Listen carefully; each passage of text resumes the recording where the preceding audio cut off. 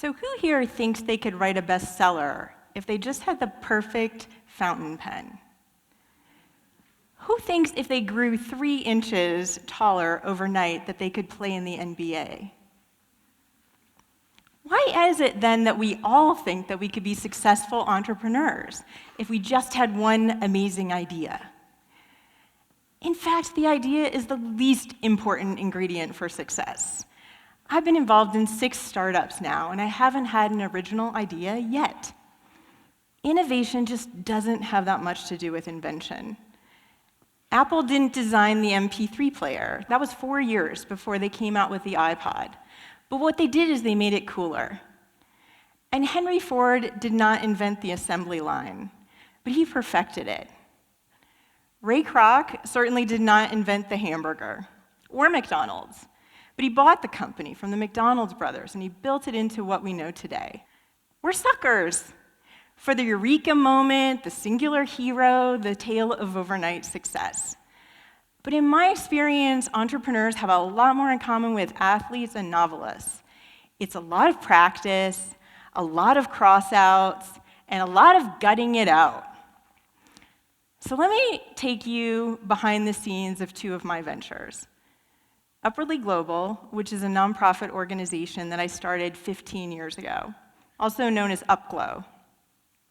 And Smarter Good, my current social enterprise, and we're going to celebrate 3 years in business next week. I'll warn you, these stories may make you cringe, in which case I really would not recommend a career as a social entrepreneur. But hopefully you'll find them liberating. What was the big idea? For Upwardly Global, our vision is one of equal access to opportunity for immigrants. Is that really a new idea? It's kind of an old idea, also known as the American dream. Our big idea was to modernize the American dream, to bring it up to the modern day. We feel like if immigrants are coming with college degrees and skills and experience, let's just make sure they can use them here. So while there was not a big eureka moment, the press really will always love to find one. And for us, it's the chicken story. It's a true story, and it goes a little bit like this. So I was working in refugee resettlement in the mid-90s, and it was my job to go out and visit employers of refugees. So I packed up from my office in New York City and went out to Utica, New York to visit a chicken processing plant. And I met up with the owner there. He was just over the moon excited about his immigrant employees. Couldn't believe how talented, how productive, how smart they were. And he was just giddy to introduce me to 2 of his newest hires, an Iraqi engineer and a Bosnian surgeon, who were heading up the chicken cutting and packing line. Now, the press will always go from the chicken story to the story of Upwardly Global today, to our current size and impact. So now we're a national organization. We have offices in 5 states. This year, we'll work with 1,500 immigrant professionals, returning them to their career fields.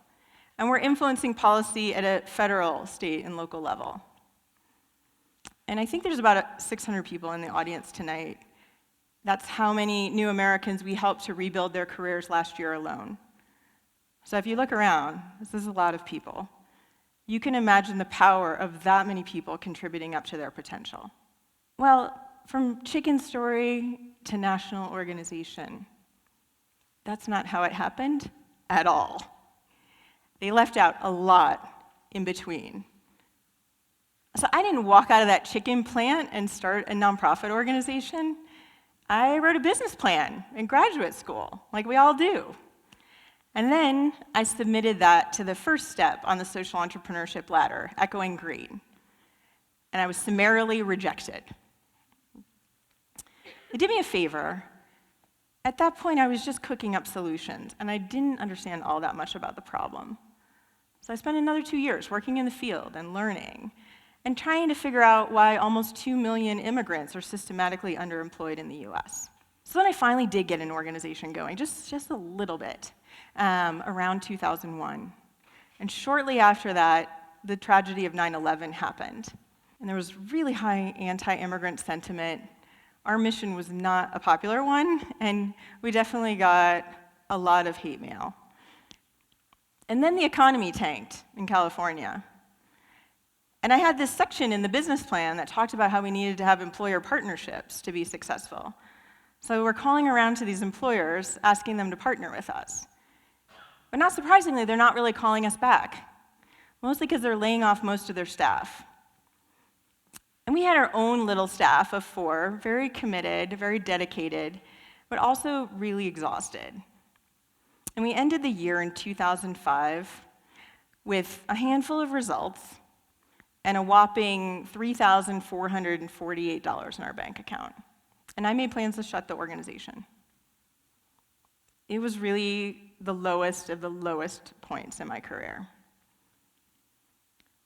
So how did we get from there to where we are today?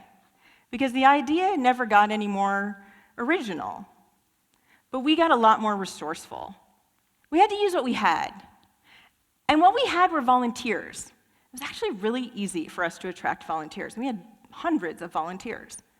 They all had professional networks, and they used them to help our job seekers get back into their career fields. And then our job seekers became the volunteers. And all of those people worked for someone. They all worked for employers.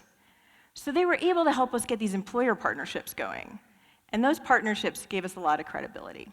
We also had a lot of data. We had collected a lot of data over those years, and we started to crunch the data. And that meant we had to face some pretty ugly facts about what the data told us. I can still remember this one Monday morning when one of my colleagues came in and told me she'd been crunching the data over the weekend. And she wanted me to know that we had spent tens of thousands of dollars on a program approach that had not produced one positive result. And the important thing is that we didn't keep looking for new ideas, but we really focused on making these old ideas work better. So the world is really divided into starters and builders, and I'm one of the scrappy starters. So at the 10-year mark, I stepped out of Upwardly Global and handed over to the builders. And that's the team that leads Upwardly Global today. They're the ones who really built it into an engine of impact, produces results year after year. So that was Upwardly Global. And then I landed on another really unoriginal idea, and I started Smarter Good.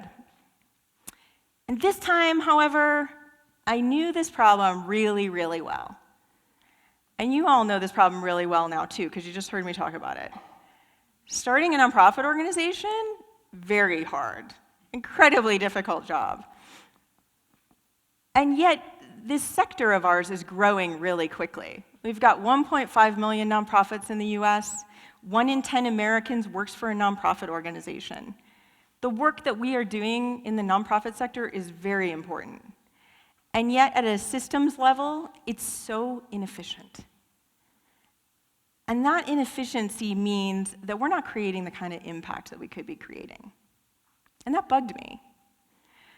So I also came up with a really unoriginal solution. I've been spending all this time with these corporate partners and these big companies. And I started to notice, they were getting a lot of benefit out of using global teams to get their corporate functions done. Things like accounting and finance and human resources. And they were also creating a lot of jobs while they were doing that. And I'm looking around at my peers in the nonprofit sector, other executive directors. We're doing all that stuff ourselves. And we're really struggling. And on top of that, we also have fundraising to do. So this time, Upwardly Global had really taught me that talent knows no borders. And I went out to the Philippines and I recruited this completely rock star team of professionals. And we knew it would take a little while to get it right, so we gave ourselves permission to do a 2-year pilot phase, just to see what we could take off the plate of small nonprofit organizations so that they could focus on their missions. So now, for example, imagine that you're an executive director of an organization in Milwaukee. Now you've got this team in Manila that acts as your fundraising department. They're writing your grants, they're doing your reports, and they're putting best practices in place. So suddenly you're not on that learning curve alone. Don't get me wrong, it hasn't been totally smooth sailing either. We've had our stumbles. We've had to gut it out through typhoons. We've crossed things out. We've gone back to the drawing board a few times. But it seems like this new way of working is working. If you want to check back in 10 years, I can fill you in on how it happened with that one. So these are really just my stories. But I think when you look at the social enterprises that we really admire most, you'll see that what masquerades as a good idea is really strong execution, and years and years and years of persistence. The Aravind Eye Center in India, they didn't invent cataract surgery. What they did is spend 40 years working to reduce the price of that surgery to less than $30. And this year, they'll help 350,000 people to have their eyesight restored because now it's affordable.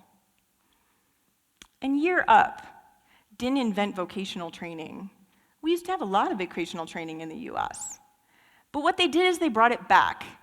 And now they're creating this bridge for high school graduates to get into jobs that have a future. And Revolution Foods, they were certainly not the first to recognize that kids would learn better if they have healthy meals. But what they had was the audacity to take on the logistics feat of delivering 200,000 fresh meals to public school kids every day. And then getting up the next day, and the next day, and the next day, and doing it again, starting at 3 a.m. So if you're thinking about starting a venture, or you're working on a venture, this is my formula for success. It's actually pretty simple. You need to understand the problem. You have to have the guts to try to solve it. You need to recruit lots and lots and lots of great people to work on solving it with you. And then you need to put your head down and do the work.